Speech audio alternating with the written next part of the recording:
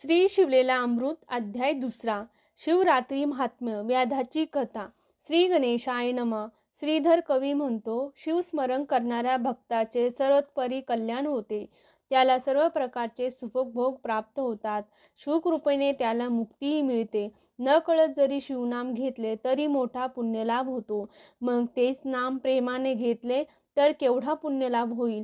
शंकराबद्दल मनात आदर हवा. त्याचे प्रातकाळी दर्शन घेतले तर रात्री घडलेले पाप नाहीसे होते. दुपारी दर्शन घेतले तर पूर्वजन्मीचे महादोष नाहीसे होतात आणि सायंकाळी दर्शन घेतले तर 7 जन्माच्या पापराशी नाहीशा होतात.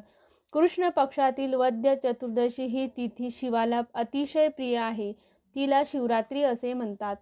प्रचलित कोणतेही पर्वकाळ तिची बरोबरी करू शकत नाहीत. शिवरात्री अत्यंत पवित्र व महान असून या पर्वकाळी त्रिकाळ शिवपूजन, रुद्रघोष, शिवकीर्तन, उपोषण व जागरण केले तर भक्ताला अगणित पुण्य मिळते. म्हणूनच वशिष्ठादी सर्व ऋषी शिवरात्रीचे व्रत करतात. व्यासांनी माघ मासाचे विशेष महत्त्व सांगितले आहे. माघातील कृष्ण चतुर्दशी हीच मुख्य शिवरात्री असून तिला महाशिवरात्री म्हणतात. या सर्वोत्तम पर्वताची माहिती सांगणारी कथा सूतांनी सांगितली, तीच मी तुम्हाला सांगणार आहे. सूत म्हणाले, विंध्य पर्वतावरील एका व्याधाकडून हत्येसारखी अनंत पापे घडली होती. एकदा शिवरात्री दिनी तो शिकारीसाठी निघाला होता. त्याला अरण्यात शृंगारलेले शिवालय दिसले. तेथील भाविकांनी गर्दी पाहून तो थांबला. त्याने शिवपूजेला सोहळा पाहिला. मग तो शिवलिंगाकडे दगडाला पूजणाऱ्या लोकांचे मूर्खपणाला हसत आणि थट्टेने शिव शिव हर हर असे म्हणत जंगलात प्रवेश केला. त्या दिवशी बरीच भटकती करूनही त्यास शिकार मिळाली नाही. उपवासही घडला. सायंकाळी तो एका सरोवराच्या काठी आला.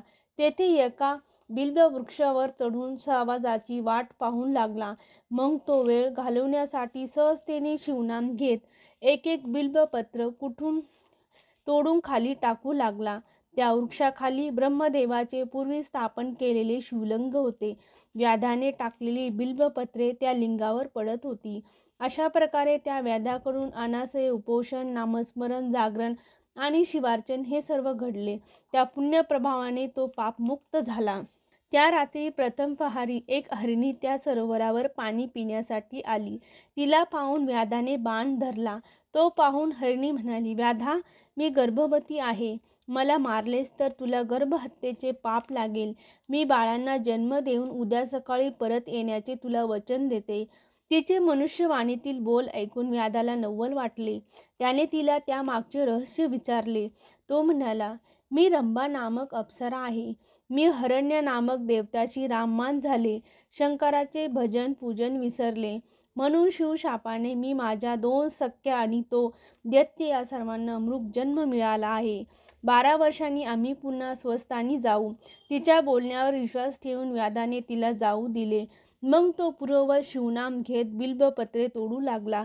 त्यानंतर एक एक प्रहाराच्या अंतराने पुन्हा एक हरिणी व आणखी एक हरिणी असे तेथे आगमन झाले.